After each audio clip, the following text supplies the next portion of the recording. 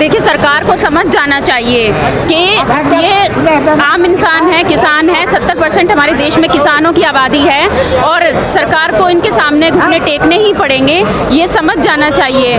और क्योंकि देखा, ऐसा आंदोलन फिर से ये आज़ादी के बाद पहली बार देखा जा रहा है कि लगातार कोई ना कोई एक के बाद एक आंदोलन चल रहे हैं। तो सरकार को समझ जाना चाहिए, ये वही भारतीय हैं जिन्होंने अंग्रेज़ों को भगा दिया था।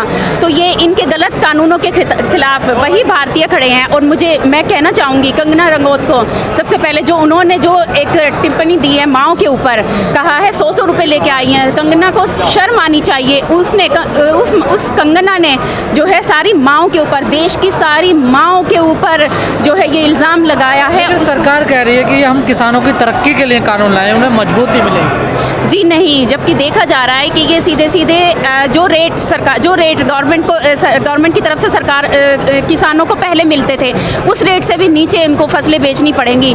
और जैसा कि देखा जा रहा है, चंद पूंजीपतियों का ही इसमें फ़ायदा हो रहा है। और देखा जा रहा है कि यही चाहती है सरकार के सिर्फ चंद पूंजीपति ही।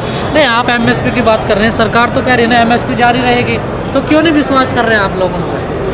कहाँ जारी रहेगी? कोई भी इतना पागल नहीं है कि जान हथेली पे लेके इतने सारे किसान, चाहे गाजीपुर बॉर्डर हो या सिंधु बॉर्डर हो, इतने सारे किसान जो है आंदोलन कर रहे हैं। सरकार झूठे वादे करती है और हम एक के बाद एक झूठे वादे देख रहे हैं, इसीलिए सरकार की बातों पर यकीन नहीं है और सरकार को ये कानून वापस लेना चाहिए। क्यों यकीन नहीं है उनकी बातों पर? प्रधानमंत्री ने रात भी कहा है बनारस से, क्योंकि एक के बाद एक झूठे वादे ही किए जा रहे हैं। सरकार हमेशा झूठे वादे ही करती आई है।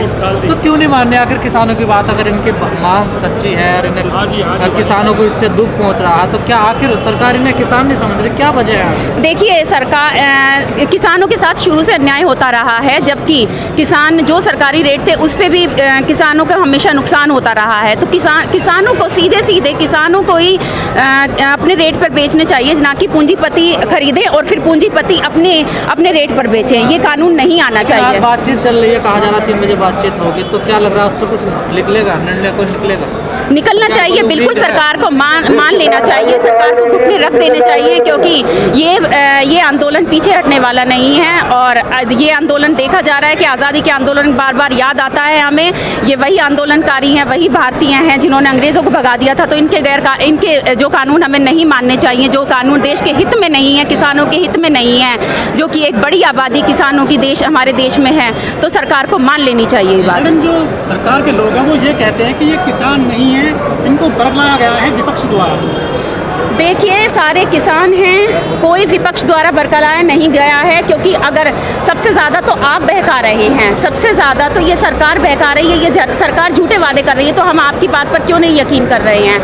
और ये मान लेना चाहिए जो हम सुन रहे हैं कि आतंकवादी हैं, खालिस्तान से आए हैं। तो मैं बताना चाहूँगी, एक का हम अपना वोटर कार्ड लेके खड़े होंगे। उस वोट को देके हमने इनको पीएम के पद पर बिठाया है, इलेक्ट किया है। जिसका अधिकार पाने के बाद इन्होंने हम लोगों ने इनको अधिकार दिया, किसानों ने अधिकार दिया, देश की जनता ने अधिकार दिया, जिसके बाद हमारे हित में कानून लाने की बजाय ये चंद पूंजीपतियों के हित में कानून लाते हैं। तो सरकार को ये मान लेना चाहिए कि किसानों के हक में कानून लाए, जिसने इनको पीएम बनाया है।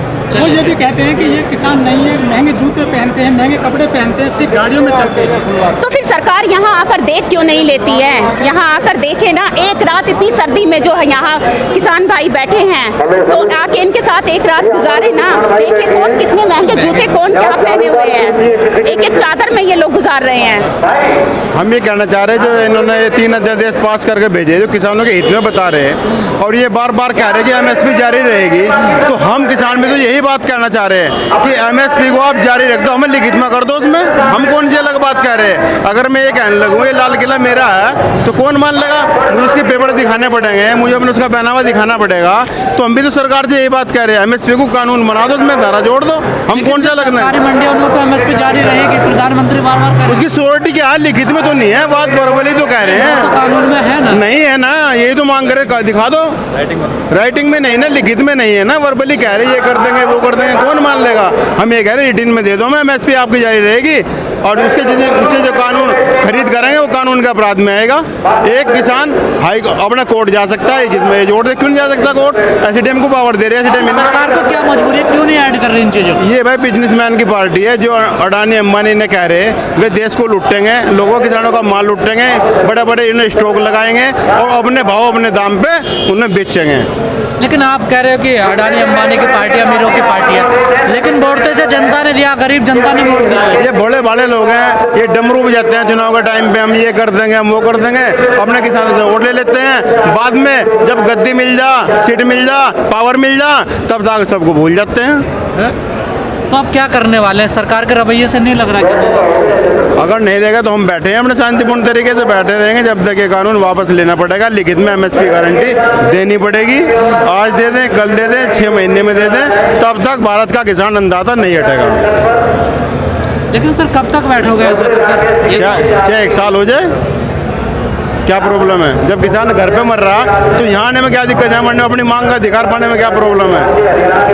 लेकिन वो कह रहे हैं आप लोग गुमराह हो गए हैं। और वो पता नहीं क्या क्या कहते हैं, उनके कहने से सब कुछ थोड़े चल जाएगा। वो तो कहते हैं 70 साल देश को लूट लिया, लेकिन पावर में तो वही है उनके कहने से। कोई बात नहीं है, उन्हें अहंकार आ रहा है, उनका अहंकार खत्म कर दिया जाएगा और बहुत जल्दी उनका दिखा दिया जाएगा कि आने वाले 50 सालों में सरकार का नामो निशान नहीं रहेगा। ध्यान नोट कर लेना मेरी बात, आने वाले 50 साल में तक भी सरकार नहीं आएगी अगर दिमाग का सही नहीं। अमित शाह कह रहे हैं 50 साल हम राज करेंगे। उनके कहने से क्या हो, बड़े बड़े यहाँ जी पता नहीं कितने बड़े आए, वो तो पता नहीं क्या कह देंगे। उनके कहने से ये जनता जनार्दन लोकतंत्र का देश है, जो यहाँ जनता चाहेगी वही जनार्दन है, वही कर देगी। अमित शाह जैसे पता नहीं कितने चले गए। लेकिन जैसे 70% किसान है देश में, 70% किसान देश में, अगर उनको इतनी दिक्कत है इस कानून से, तो वो सड़कों पर तो नहीं दिखाई दे रहे, कुछ ही लोग तो हैं सड़कों। नहीं, सब लोग सड़कों तैयार हैं। जो लोग गांव में बैठे हैं वो भी अपना पूरा वो दे रहे हैं, आप देख सकते हैं गांव में जाके सब लोग तैयार हैं, ऐसा कोई नहीं, सब सड़कों पे हैं। और आप देख लेना अगर 3 बजे तक ये फैसला सही नहीं होता तो कल से यहाँ देख लेना और भी जितनी सीमा सारी सील करी जाएंगी दिल्ली की, पूरा मामला पूरा हो जाएगा। क्या कहोगे सर, आज मीटिंग हो रही है, क्या कोई उम्मीद जग रही है? देखिए यहाँ पे बैठा हर किसान दिन रात ठंड में इस सर्दी में सिकुड़ रहा है और एक ही चीज़ की आस लगाए बैठा है, सरकार कहीं मिल जाए। 7 साल हो लिए किसी ने सरकार नहीं देखी। 7 साल इस सरकार को आने से पहले सिर्फ कुछ टाइम के लिए चेहरा दिखाने कुछ नेता आए थे कि हम ये करेंगे वो करेंगे फलाना ढिमकाना, लेकिन सरकार बनने के बाद में वे नेता कहाँ हैं? ये लोग जो इतने यहाँ पर आपको दिख रहे हैं ये सिर्फ उन्हीं नेताओं को और उस सरकार को ढूंढने आ रहे हैं, क्योंकि जिस टाइम गद्दी मिलती है उससे पहले हर इंसान के अलग वादे होते हैं, लेकिन जब गद्दी मिल गई उसके बाद वो पलट के बीच में नहीं आ रहा। आज किसान का किस प्रकार से शोषण किया जा रहा, जो जीरी जो धान की खरीद फरोख्त पिछली सरकारों ने 2800-2400 के भाव करी, आज बीजेपी सरकार हमारे माननीय प्रधानमंत्री नरेंद्र मोदी जी कह रहे हैं कि किसानों को फायदा होगा। हाँ बिल्कुल फायदा हो रहा, जो 2800 जीरी बिक रही थी वो आज 800 रुपये की बिक रही, तो फायदा तो हो रहा। अब वो आप या आम जनता मेरे से ज़्यादा बढ़िया समझती है कि फायदा किसे हो रहा।